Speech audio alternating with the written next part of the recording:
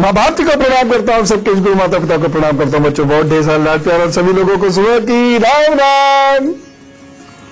सबसे पहले आज हम एक महान संत, एक महान ऋषि, महर्षि, आधुनिक भारत के निर्माण के प्रमुख स्तंभ महर्षि दयानंद सरस्वती जी को उनके अवतरण दिवस पर प्रणाम करते हैं। उन्होंने भारत के भूले बिसरे वैदिक ज्ञान को पुनर्जीवित किया, साथ ही साथ 1857 की क्रांति के प्रणेता बने। उनका व्यक्तित्व, उनकी बातें, उनका ज्ञान, उनका तर्क, ये हम सब के लिए अनुकरणीय और सबसे महत्वपूर्ण बात उनका राष्ट्र प्रेम, ये हम सभी लोगों के लिए अनुकरणीय है। पुनः प्रणाम करते हैं।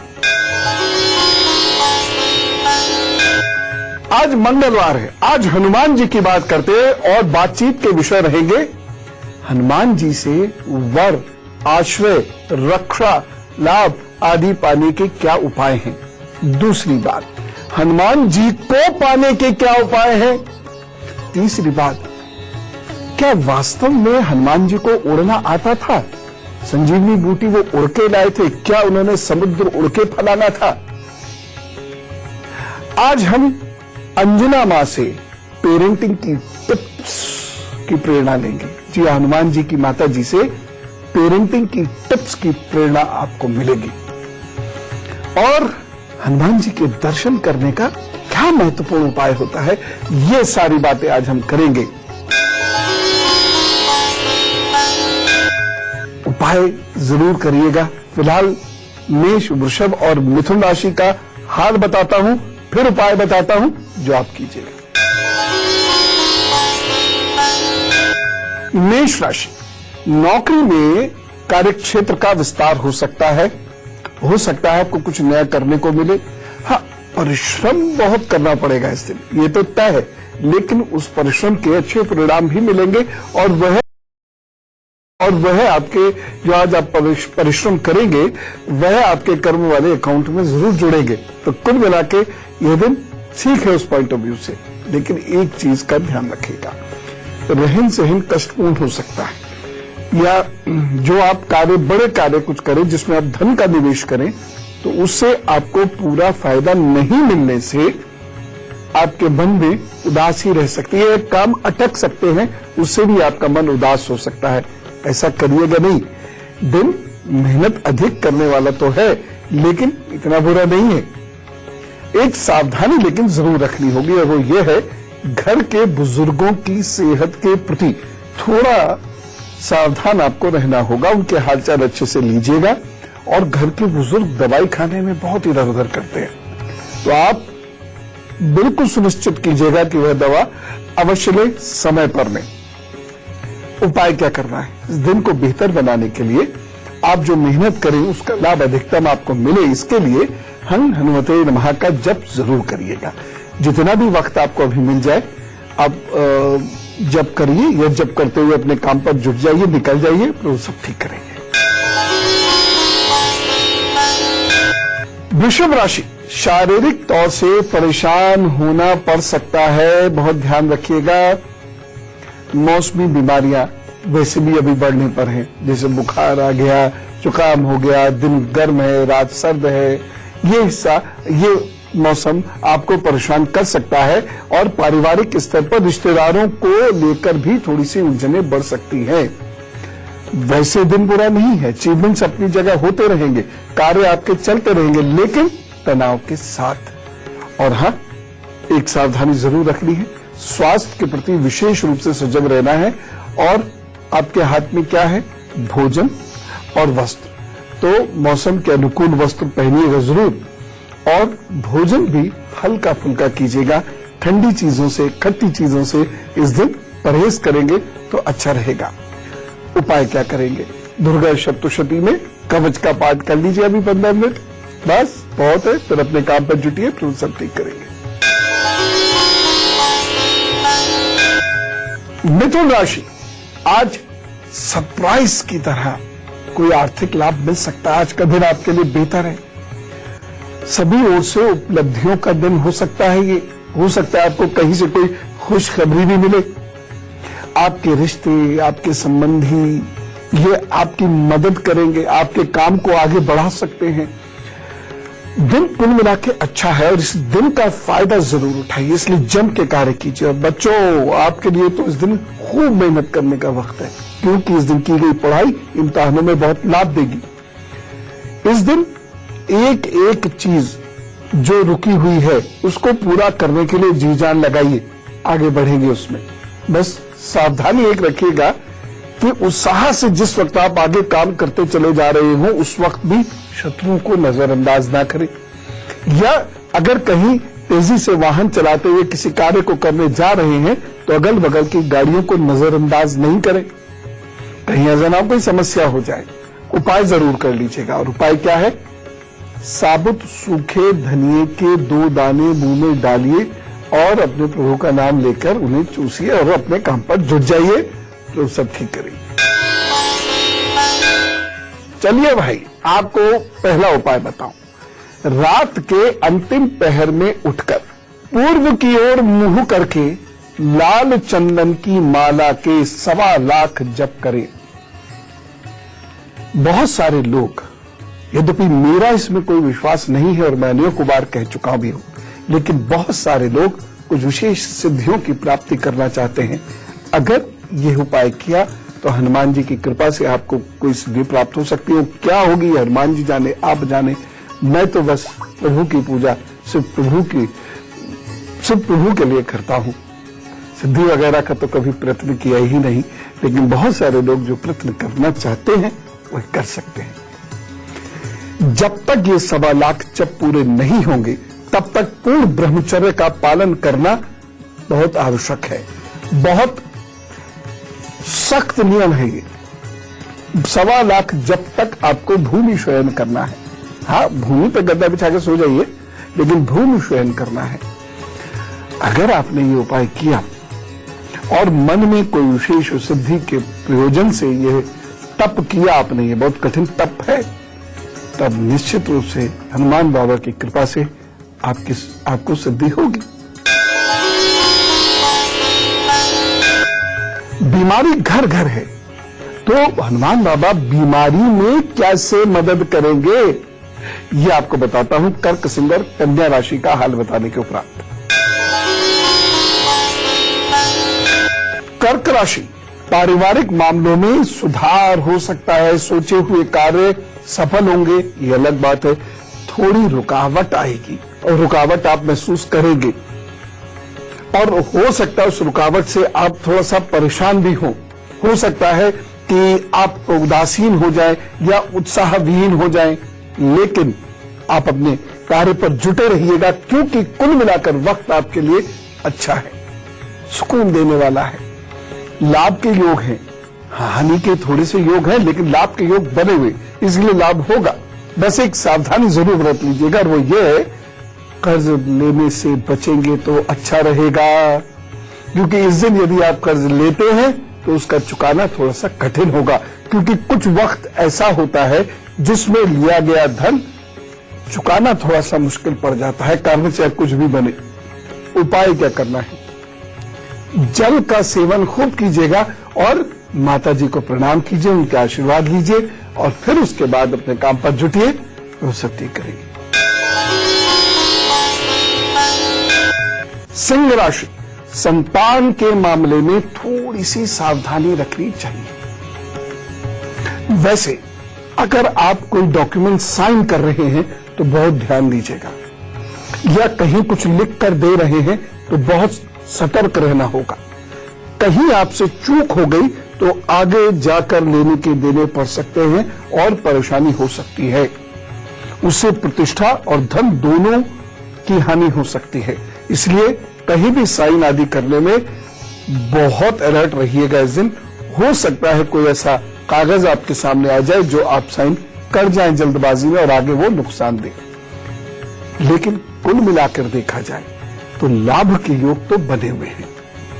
हाँ, एक सावधानी छोटी सी जरूर बरत लीजिएगा, और वो ये है, भावावेश में निर्णय नहीं लीजिए इस दिन।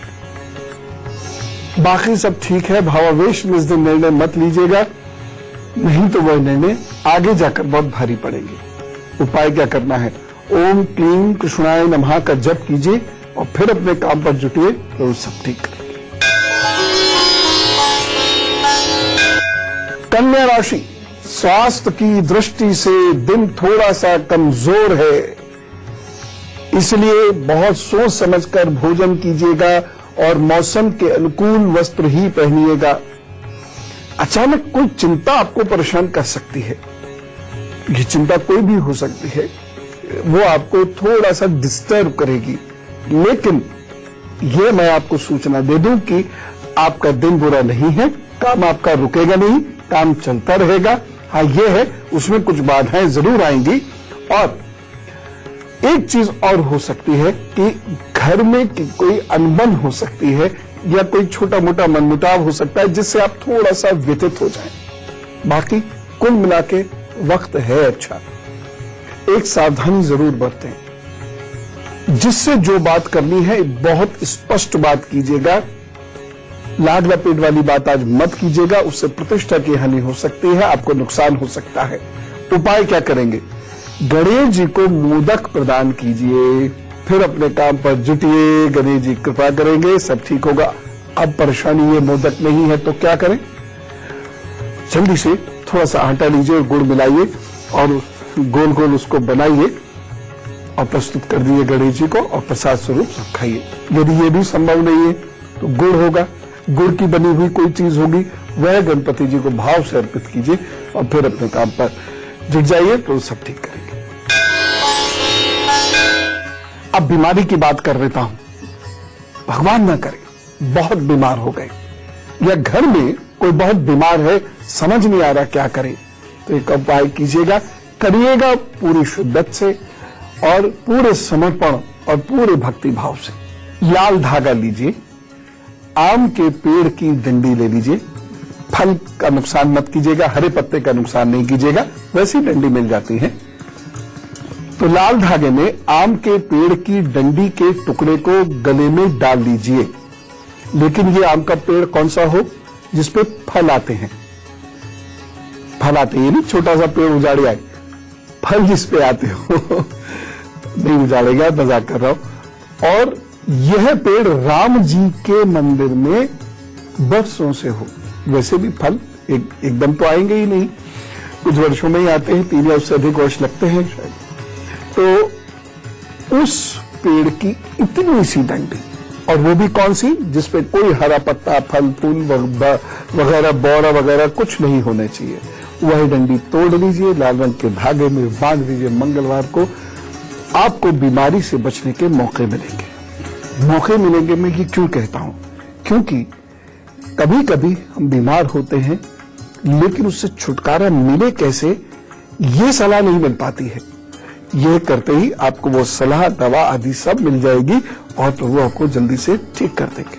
कुछ लोगों को एक संकट आता है और वो ये कि घर में, चाहे वो नया घर हो, चाहे वो किराए का दूसरा घर हो, घर में प्रवेश करने के उपरांत परेशानी पे परेशानी चली आ रही है, जैसे किसी की नजर लग गई हो, ऐसी स्थिति बन जाती है। ऐसे में क्या करना है?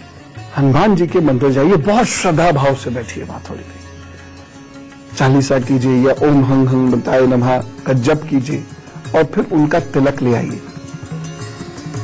और ये एक चीज मैं यहां कहना चाहूंगा, बहुत से लोग प्रतिमाओं को सीधा छूते हैं, यह उचित नहीं है। तो वहां पुरोहित जी होंगे, उनको प्रणाम करके उनसे कहिएगा ये तिलक दे दे, तो वो हो सकता है प्रतिमा का तिलक आपको दे दें। ये भी हो सकता है कि वह जो चोला बना के रखे हो वो आपको दे दें, वो ले आइए आप और उसे अपने कान के पीछे यहां लगा लिया करें।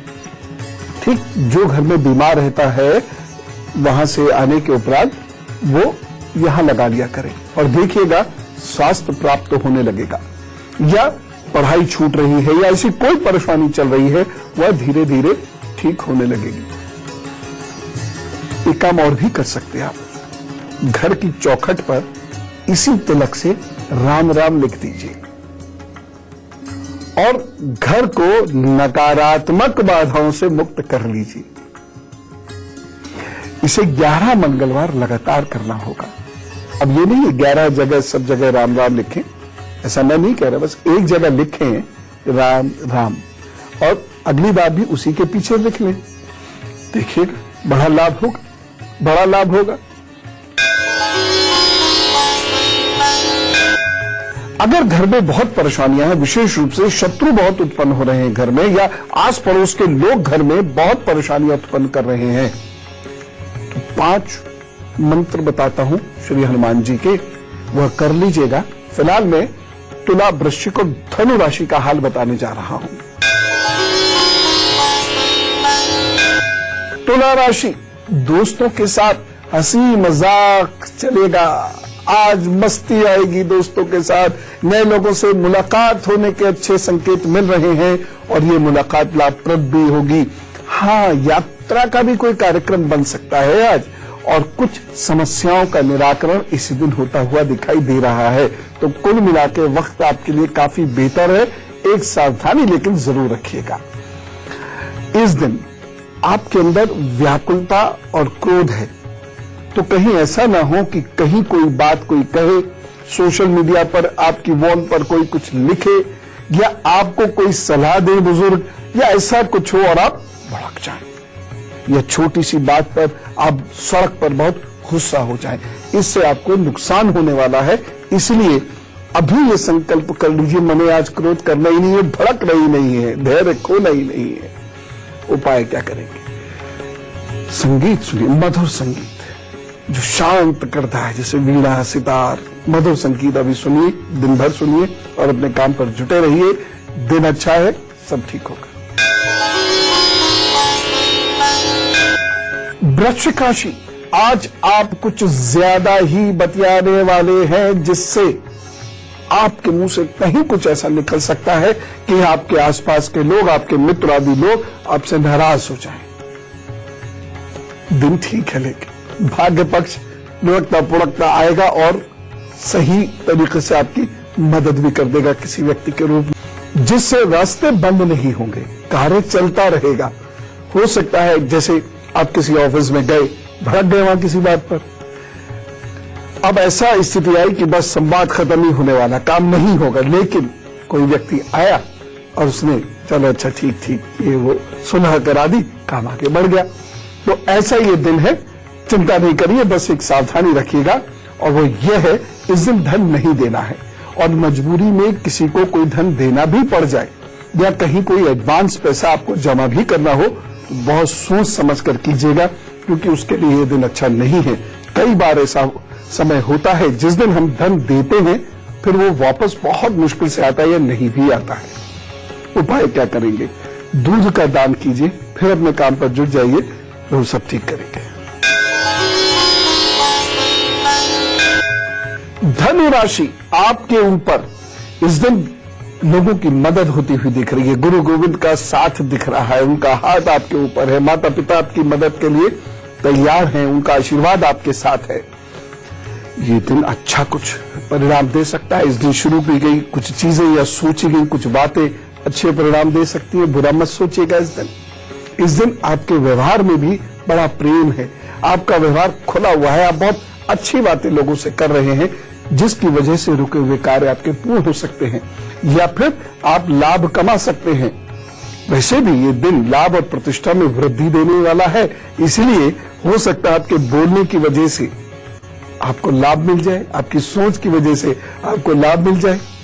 बस एक सावधानी रखनी है, और वो ये है क्योंकि दिल में बड़ा प्रेम है इस दिन, और इस दिन आप लोगों से खूब चीजें शेयर कर रहे हैं, प्रसन्न हैं, और कभी कभी ऐसी प्रसन्नता में हम किसी की कोई गवाही देते, गारंटी ले लेते।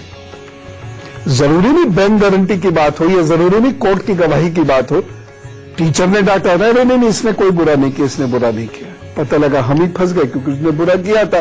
तो इस दिन किसी की गवाही लेने या किसी की गवाही देने से आपको नुकसान हो सकता है, इस बात का विशेष ध्यान रखें। उपाय क्या करेंगे? हल्दी का तिलक कर लीजिए, और यदि आपके गुरु हैं तो गुरु, नहीं तो शिक्षक हैं, बुजुर्ग हैं, माता पिता हैं, इनके विचारों की बातचीत कीजिए, इनके विचारों को आगे बढ़ाइए, तो सब ठीक करेंगे। सुनिए ये 5 महत्वपूर्ण मंत्र सुनिए। पहला मंत्र है ओम हं पवन नंदाय स्वाहा। स्वाहा क्यों? यज्ञ करना है। सामान्य विधि से अग्नि प्रज्वलित कीजिए। अग्नि मंत्र आदि मैंने बताए थे आपको, अग्नि मंत्र वगैरह कैसे पढ़ते हैं और अग्नि प्रज्वलित करते याद होगा। तो अग्नि प्रज्वलित कीजिए और उसमें ये मंत्र लगातार करना शुरू कर दीजिए। ठीक। दूसरा कौन सा है? ओम नमो भगवते अंजननाय महाबलाय स्वाहा। ये दूसरा हो गया। तीसरी ओम हनुमते नमः स्वाहा।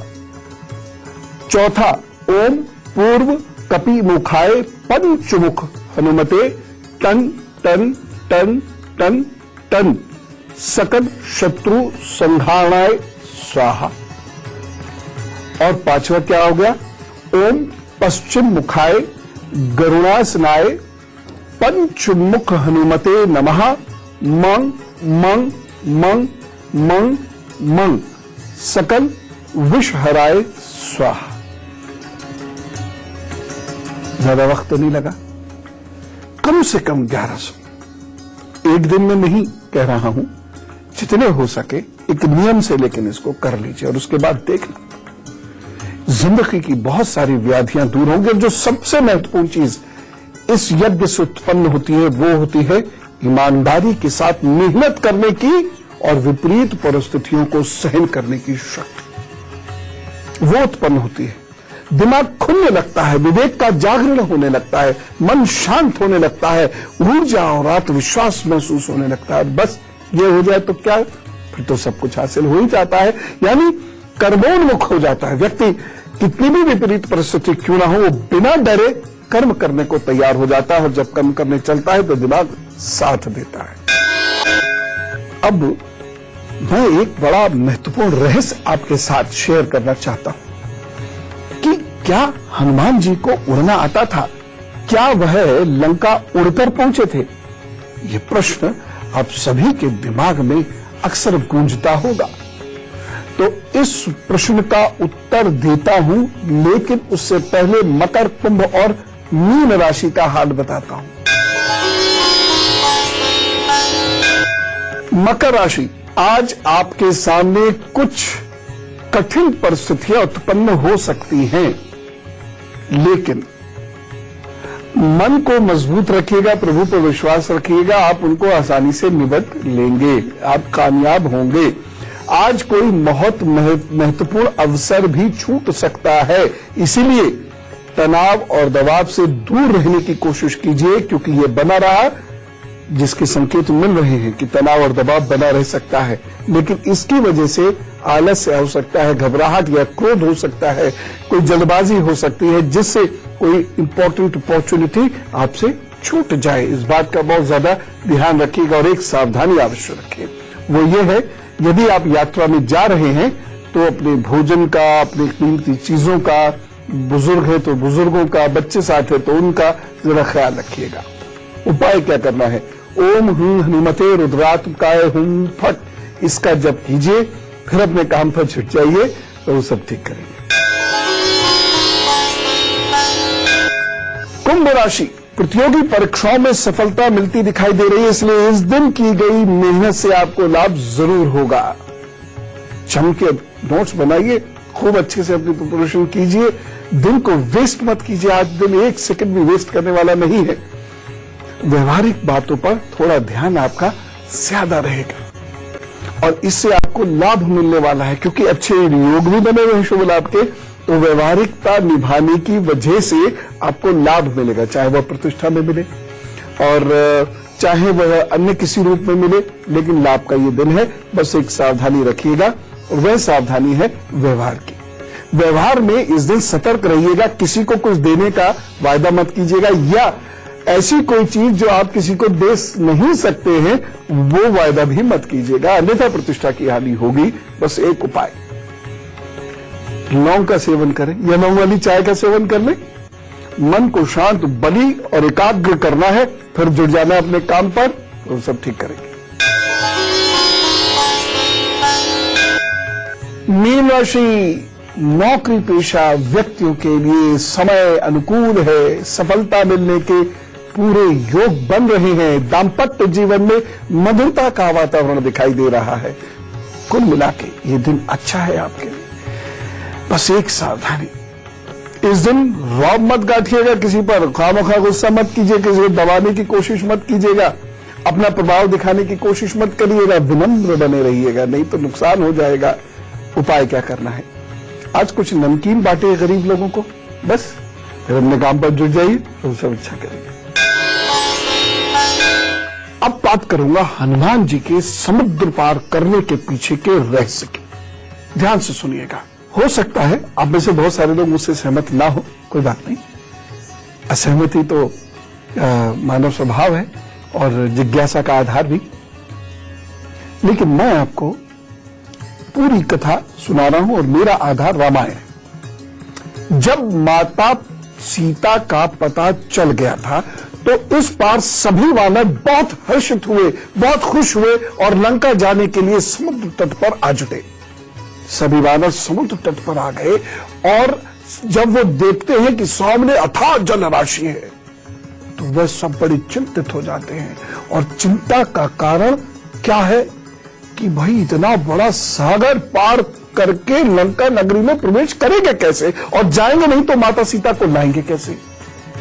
वानरों में विषाद उत्पन्न हो गया। जब ये विषाद अंगद जी ने समझा तो अंगद जी क्या कहते हैं, उत्साह भरने की कोशिश करते हैं, वानरों को प्रेरित करते हैं, कहते हैं विषाद ना करो, विषाद स्वयं मानव का नाश कर डालता है, यह पुरुषार्थ को तेजहीन कर देता है, हम लंका जाने का कोई ना कोई मार्ग अवश्य निकाल लेंगे। वो ये कहकर सभी वानरों को मोटिवेट कर रहे हैं और कह रहे रात्रि विश्राम करो, अभी सुबह देखते हैं। सुबह वह पुनः विचार करना शुरू करते हैं। तो अंगद जी कहते हैं आप सभी वानर वीरों में ऐसा कौन है जो 100 योजन लंबे समुद्र को छलांग मारकर पार करे। भगवान श्री राम जहां खड़े हैं वहां से श्रीलंका 100 योजन है, तो कौन है ऐसा जो वहां छलांग, शब्द समझे, छलांग मारकर पार करे। अंगद जी की बात सुनकर सभी वानर बिल्कुल शांत हो गए, लेकिन अंगद जी के बार बार पूछने पर सब वानर अपनी अपनी लांघने की क्षमता बताने लगे। गज नाम एक वानर थे, उन्होंने कहा कि मैं 10 योजन तक छलांग मार सकता हूं, इससे ज्यादा नहीं। गवाक्ष बोले कि मैं 20 योजन तक जा सकता हूं, इसके आगे नहीं। शरभ नाम के वानर ने कहा कि मैं 30 योजन तक जा सकता हूं, इसके आगे नहीं। कपिवर, ऋषभ, गंधमाद, मैंद, द्विविध, ये सब महाबली लोगों ने अपनी अपनी क्षमता बताई। कोई 40 कहता है, कोई 50, कोई 60, कोई 70, कोई 80 योजन बता रहा है। तब रीछ राज जावंत बोले कि मैं अब बूढ़ा हो गया हूं, अन्यथा 90 योजन तक तो मैं कूद सकता था, मेरी छलांग मारने की क्षमता इतनी थी। अंगद जी ने सबकी बातें सुनी, बहुत ध्यान से उन्होंने सबकी बातें सुनी और बोले मैं 100 योजन तक तो जा सकता हूं, पर वहां से लौटकर आने का सामर्थ्य मुझ में नहीं है। मैं एक तरफ से जा तो सकूंगा लेकिन आ नहीं सकूंगा। और यहां से अंगद सहित सब लोग बहुत निराश हो गए और बहुत दुखी होकर, मायूस होकर बोले कि शायद हम श्री राम जी का कार्य नहीं कर पाएंगे और हमारे पास एकमात्र साधन रह गया स्वयं को मृत्यु के हवाले करना। लेकिन जाम्बल जी अचानक बोले हनुमान बल, बुद्धि, शौर्य, धैर्य, तेज और पराक्रम में सभी प्राणियों में सर्वश्रेष्ठ है और सबसे महत्वपूर्ण बात उन्हें वायु की सिद्धि प्राप्त है, इसलिए वही हमारा कार्य सिद्ध कर सकते हैं। बस समस्या यह है कि हनुमान जी एक घटना के वशीभूत अपने बल को भूल जाते हैं, उन्हें उनके बल को याद दिलाना पड़ेगा हम लोगों को, क्योंकि ऋषि मुनियों ने ऐसा श्राप दिया था कि जब जरूरत पड़ेगी तब तुम्हें तुम्हारा बल याद ही नहीं आएगा। हनुमान जी बिल्कुल साइड में बैठे हुए सबको सुन रहे थे, बोले मैं तो कुछ कर ही नहीं सकता। एक खास बात यहां मुझे कहनी चाहिए आपसे। मैं वो खास बात कहूंगा जो जामवंत जी ने कहा था और उस खास बात का मेरे आपके जीवन से सीधा संबंध है, वो भी बताऊंगा। लेकिन पहले एक काम, हम में से कुछ लोगों का हैप्पी बर्थडे है, तो जरा जोरदार तरीके से बोलिए ना, wish you very happy birthday. तो आगे आने वाले 12 महीने आपके लिए काफी बेहतर सिद्ध हो सकते हैं। इन 12 महीनों में वाहन, विवाह या अन्य विशेष रिश्ते जुड़ने के योग हैं। साथ ही साथ कोई घर गृहस्थी बसने के या घर बनाने के, घर की रेनोवेशन कराने के, ऑफिस की रेनोवेशन कराने या खरीदने के योग भी बन रहे हैं। तो कुल मिला के अच्छा वक्त है। इन 12 महीनों का सदुपयोग कीजिए। इन 12 महीनों में 2 नेगेटिव चीजें हैं, उसका ध्यान रखिए। हेल्थ, खास तौर से रक्त संबंधी कोई भी व्याधि हो, चाहे वो हीमोग्लोबिन से जुड़ी हुई हो, चाहे वो डायबिटीज से जुड़ी हो या हार्ट से जुड़ी हो, रक्त संबंधी कोई भी व्याधि हो, उसका ध्यान जरूर रखिएगा। ये बात ध्यान रखें बस। दूसरी चीज, कुछ रिश्ते आपकी गलती की वजह से टूट सकते हैं, ध्यान रखें। विनम्र बन के कार्य कीजिएगा। ये रिश्ते मित्रता के भी हो सकते हैं, घर के भी हो सकते हैं। बाकी कुल मिला के वक्त अच्छा है। एक छोटा सा उपाय बता रहा हूं, बस वो करते रहिएगा, और वो ये है कि रविवार को और शुक्रवार दोनों दिन आपने पका हुआ भोजन 8 वर्ष से छोटी कन्या को नियमित रूप से देना है। दिन में देना है, किसी भी वक्त आप दे सकते हैं, रविवार और शुक्रवार। चाहे बाहर से खरीद कर दे, खुद पका कर दे, घर में कोई पका दे, वो आप जाकर दे दे, करना है। लेकिन ये काम ये 12 महीने फिर तो देखिएगा, कुछ नया नया बढ़िया बढ़िया जरूर कराएंगे। All the best. मैंने आपसे कहा था एक खास बात जिससे हमारा आपका सीधा सरोकार है। जामवंत जी ने कहा वायु सिद्धि। वायु सिद्धि क्या होती है, और यहीं से आपको समझ में आएगा कि वह पवन पुत्र क्यों है। हनुमान जी अष्टसिद्धि नवनिधि के ज्ञाता हैं, सिद्ध हैं। उन्हीं अष्टसिद्धियों में, नवनिधियों में एक है वायु गमन। ये 9 निधियों में एक बहुत महत्वपूर्ण निधि है। ये एक सिद्धि है, इसके द्वारा व्यक्ति में वायु में उड़ने की शक्ति आ जाती है। वह एक स्थान से दूसरे स्थान तक वायु मार्ग द्वारा जा सकता है। ये कहने का अर्थ क्या है कि वह इतनी लंबी छलांग वायु में लगा सकता है कि वह उड़ता हुआ सा प्रतीत हो, शास्त्रों के अनुसार।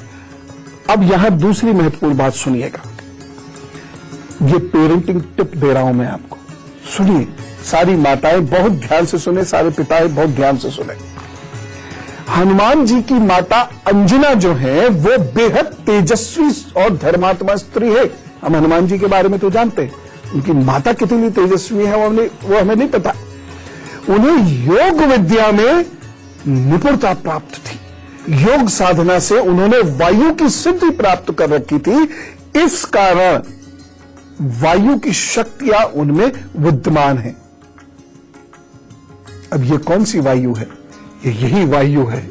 इसी की प्रॉपर्टीज की बात हो रही है। वायु देव हम कहते हैं क्योंकि वायु एक ऐसा तत्व है जो देता है, प्राण देता है।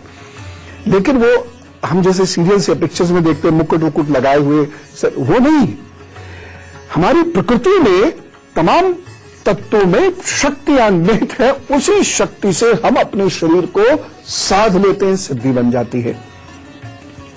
तो मां अंजना को वो वायु शक्ति प्राप्त है, इसीलिए उन्हें पवन पुत्र भी कहते हैं। ये बताऊंगा कैसे। बहुत सारे बच्चे तो यही समझते हैं वह उनके पिताजी का नाम पवन है, यानी उनके पिताजी का नाम वायु है। नहीं, सुनिए ध्यान से। मां अंजना ये चाहती थी कि उनका पुत्र भी अत्यंत तेजस्वी हो, शक्तिमान हो, अजय हो, निडर हो, गतिमान हो। इसके लिए उन्होंने भगवान शिव और पवन देव की बहुत दिनों तक तपस्या की। भगवान शिव के आशीर्वाद और वायुदेव की साधना से अंजना देवी को ऐसे ही तेजस्वी पुत्र की प्राप्ति हुई। और सुनिए, जिस स्थान पर उन्होंने भगवान शिव की साधना की थी उस स्थान को अंजनाद्रि ही कहा जाता है। इस कारण से बचपन से ही हनुमान जी को वायु की सिद्धि उनकी माता की वजह से प्राप्त है और वह अतुलनीय बल के स्वामी भी हैं। अब मम्मियां पापाएं सुने, मैं यदि मेरे घर में राम चाहता हूं तो मुझे दशरथ बनना पड़ेगा। मैं यदि मेरे घर में एक विलक्षण संतान चाहता हूं तो मुझे भी पहले परफेक्ट होना, नियरली परफेक्ट होना पड़ेगा। मुझे भी तन से मन से दुरुस्त होना पड़ेगा। मुझे भी मेरे चरित्र व्यवहार से दुरुस्त होना पड़ेगा। मुझे भी मेरे ज्ञान को बढ़ाने वाला जिज्ञासु बनना पड़ेगा। मैं यदि अच्छा व्यवहार नहीं करूंगा तो बच्चे को अच्छा व्यवहार नहीं सिखा सकता, क्योंकि बच्चा कभी भी इंस्ट्रक्शंस के माध्यम से नहीं सीखता। उसके सीखने का मेन सोर्स होता है डिमॉन्स्ट्रेशन। जैसा वो देखता है वैसा वो सीखता है। कितनी बड़ी सीख अंजना मैया ने दी। अब कथा पर लौटते हैं। जामवंत जी हनुमान जी को उनका बल याद दिलाते हुए कहते हैं, तुम केसरी हो, मतलब तुम केसरी नंदन हो, यानी मां अंजना के पति केसरी नंदन, उनके पुत्र हैं हनुमान जी। ठीक है ना? तो वह उनके क्षेत्र पुत्र हैं। अब ध्यान से सुनिए, यानी उनके जैविक पिता जो हैं वह केसरी है, उनकी जैविक माता जो है वह है अंजना देवी। और वायुदेव के औसत पुत्र हो, वायुदेव के औरस पुत्र हो। औरस मतलब यानी उस तत्व का तुम्हारे अंदर समावेश है। इस कारण तुम ही यह कार्य कर सकते हो कि यहां से लंका जाओ और श्री राम जी के कार्य करो, हमारी इज्जत की रक्षा करो, हमारी अस्मिता की रक्षा करो, क्योंकि तुम वही हो जिसने 300 योजन की छलांग लगाई थी। लेकिन अब तुम अपना बल भूल गए हो, इसलिए कार्य करो। और यहीं से वो बात मैं आपसे कहना चाहता हूं। हनुमान जी एकदम जोश में आ गए, उन्हें अपनी खोई हुई शक्ति याद आ गई। हम में से ज्यादातर लोग ऐसे ही होते हैं, जब हमें कोई याद दिलाता है, तो हमें गुरु जी बताते हैं, माता पिता बताते हैं, शिक्षक बताते हैं, तब हमें हमारी शक्ति का पता चलता है कि अरे ये गुण मेरे अंदर है। जो ऋषि कुल हुआ करते थे वहां गुरु क्या करते थे, बस पहली आंख से एक बच्चे के व्यक्तित्व का परीक्षण कर लेते थे और उसको उसी तरीके से पालते थे, सिखाते थे।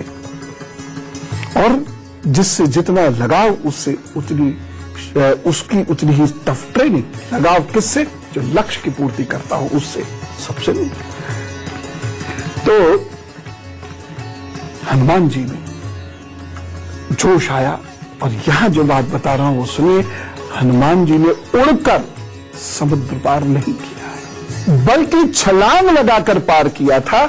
और एक बार में पार नहीं किया था, जैसा कि हम सामान्यतः धारावाहिकों में देखते हैं, वो भी बताता हूं। लेकिन सबसे पहले यही बात करते हैं कि हनुमान जी के छलांग लगाने का एक निश्चित स्थान है, वहां से छलांग लगाई थी। समुद्र लांघने के लिए, छलांग मारने के लिए हनुमान जी ने महेंद्र पर्वत का चयन किया था। क्यों किया था? क्योंकि महेंद्र पर्वत बड़ा था और ऊंचा था, जिससे वे बहुत दूर तक छलांग लगा सकते थे। पर्वत पर चढ़कर सबसे पहले हनुमान जी ने स्वयं को एकाग्र किया। सुनो बच्चों, हर शक्ति, जब भगवान को भी स्वयं को एकाग्र किए बिना अपनी सिद्धियों का प्रयोग नहीं कर सकते, तो हमें आपको फिर क्यों नहीं करना चाहिए? स्वयं को पूरा सांस भर के एकाग्र करके लक्ष्य पर हमें फोकस करना होगा, तब हम अपनी सिद्धियों का उपयोग कर पाएंगे। अपने माता पिता, गुरु भगवान राम, इनका स्मरण किया उन्होंने। महेंद्र पर्वत पर चढ़कर फिर उन्होंने ऊंची छलांग लगाई। फलस्वरूप महेंद्र पर्वत की जो ऊंची शिला थी, वह उस छलांग लगाने जो बल धक्का उन्होंने पीछे दिया, उससे उसके कुछ टुकड़े भी बिखर गए, कुछ जमीन के अंदर धंस गया वो हिस्सा। और हनुमान जी समुद्र को लांघने लगे। पर्वत यह है आज भी रामेश्वरम में एक जगह है गंधमादन, वही है। और इस पर्वत को गंधमादन पर्वत भी कहते हैं। यहीं से हनुमान जी ने समुद्र लांघने के लिए छलांग लगाई थी। अब गंधमादन पर्वत पर एक सुंदर सा मंदिर भी है, जी कभी जाना हो तो होके आइएगा। हनुमान जी ने आधा मार्ग उसी छलांग से तय कर लिया, पूरा नहीं जा सकते थे वो ऐसे। आधा मार्ग तय कर लिया तो बीच में उन्हें एक जगह रुकना था। मैनाक नाम के पर्वत के उच्च शिखर उनको दिखे। देवताओं ने चाहा कि वो वहां विश्राम लें, लेकिन हनुमान जी ने देखिए कार्य की कितनी लगन थी। उन्होंने वहां क्षण भर रुके, क्षण भर वो देवता चाहते थे पूरा आराम करके फिर छलांग लगाए। देवताओं की सोच अपनी जगह ठीक थी, लेकिन हनुमान जी को तो कार्य करना था राम का, तो क्षण भर के लिए रुके और पुनः उन्होंने सांस भर के एकाग्र होकर वो छलांग लगाई और श्रीलंका चल दिए, क्योंकि उन्होंने ये प्रतिज्ञा की थी कि जब तक वह राम कार्य को पूरा नहीं कर लेते तब तक पूर्ण विश्राम नहीं करेंगे। लेकिन ये पूरी सच्चाई नहीं है। मैनाक पर्वत रामेश्वरम और लंका के बीच समुद्र में स्थित था। इसके पार लंका थी। हनुमान जी ने महेंद्र पर्वत से छलांग मैनाक पर्वत तक लगाई थी। मैनाक पर्वत समुद्र से निकला हुआ पर्वत था, या यूं कहे कि उभरा हुआ था, समुद्र में उभरा हुआ एक पर्वतनुमा टापू था। आज भी जाएंगे जब आप श्रीलंका समुद्र के रास्ते थे तो ऐसे टापू मिलेंगे। हनुमान जी ने मैनाक पर्वत को ऐसे स्थान के रूप में प्रयोग किया जहां से वो दोबारा छलांग लगा सके, और ये ऊंचाई वाला पर्वत था जिसे हनुमान जी को छलांग लगाने के लिए और फिर लंका तक पहुंचने में सहायता मिली। रामायण में उल्लेख है कि यह पर्वत देवताओं के अनुरोध पर समुद्र से बाहर निकल आया, जिससे हनुमान जी थोड़ा विश्राम भी कर लें। लेकिन तार्किक बात करते हैं, ये समुद्र से निकले हुए उन तमाम पर्वतों में से एक था जो भौगोलिक सच्चाई आज भी है। हनुमान जी लंका की ओर बढ़ते चले जा रहे थे कि तभी देवताओं ने हनुमान जी के बल बुद्धि की परीक्षा के लिए नागमाता सुरसा को भेजा। वह समुद्र के बीच में से हनुमान जी का मार्ग रोककर खड़ी हो गई और बोली, मुझे देवताओं से वरदान प्राप्त है कि कोई भी बिना मेरे मुख के निकले समुद्र पार नहीं कर सकता। सुरसा की बात मान ली हनुमान जी ने और बोले, मेरा शरीर आपके मुख से कई गुना बड़ा है, इसलिए आप अपना मुख का विस्तार करिएगा, जिससे मैं आपके मुख में आ पाऊं और आपका मंतव्य पूर्ण करके निकल जाऊं। तो हनुमान जी ने जब ऐसा कहा तो सुरसा अपना मुख बड़ा करने लगी। तब हनुमान जी ने महिमा सिद्धि द्वारा अपना शरीर और बड़ा कर लिया। तब पुनः सुरसा ने अपने मुख को और विशाल कर लिया। तब हनुमान जी ने अड़िमा सिद्धि का प्रयोग किया। अड़िमा में मतलब हवा निकाल दी और छोटे हो गए और सुरसा के मुख के अंदर गए और शूल से निकल गए, तुरंत बाहर वह चले गए। सुरसा जी से बोले, माता मैंने आपकी इच्छा पूरी कर दी, अब आप मुझे जाने का मार्ग प्रदान कीजिए। अब मैं आपको ये बताना चाहता हूं कि हनुमान जी किस तरीके से रक्षा करते हैं, बस हमें प्रयत्न करने पड़ते हैं। वो प्रयत्न क्या है, जरा ये ध्यान से सुन लीजिए फटाफट। झूठ, अहंकार आदि विकारों से दूर रहते हुए 48 दिनों तक पूरे ब्रह्मचर्य का पालन करें। बेहद शुद्ध रहें, बेहद शुद्ध अपने हाथ से बनाया हुआ खाइए, नाखून तक मुंह में नहीं जाना चाहिए। कोपीन पहनिएगा और अधिक मौन रहिएगा, और सुबह हनुमान जी को स्वच्छ होने के बाद हनुमान जी को भी स्नान कराइए, वस्त्र आदि भेंट कीजिए और साबुत उड़द का एक दाना उनके चरणों में अर्पित करते रहिए, कटोरी में रखते रहिए। और फिर हनुमान जी की प्रदक्षिणा अवश्य करनी है, प्रदक्षिणा अवश्य करनी है। अगले दिन 2 दाने हो जाएंगे, तीसरे दिन 3 दाने हो जाएंगे, ऐसे ही बढ़ते बढ़ते 48वें दिन 48 दाने हो जाएंगे। रोजाना उन्हें चोला अर्पित करें और सोने से पहले हनुमंताय नमः का मानसिक जप करें। ये 5-7 मिनट नहीं, ये बहुत देर तक करना होगा। कम से कम 11 मालाएं सोते समय इस मंत्र का जप करिए, फिर देखिए प्रभु कैसे मदद करते हैं और कवच के रूप में आपके साथ हो जाते हैं। मनाइए हनुमान जी को, और मैं आप सबको आज के दिन की बहुत सारी शुभकामनाएं देता हुआ कहता हूं राम राम, नमस्कार, भारत माता की जय।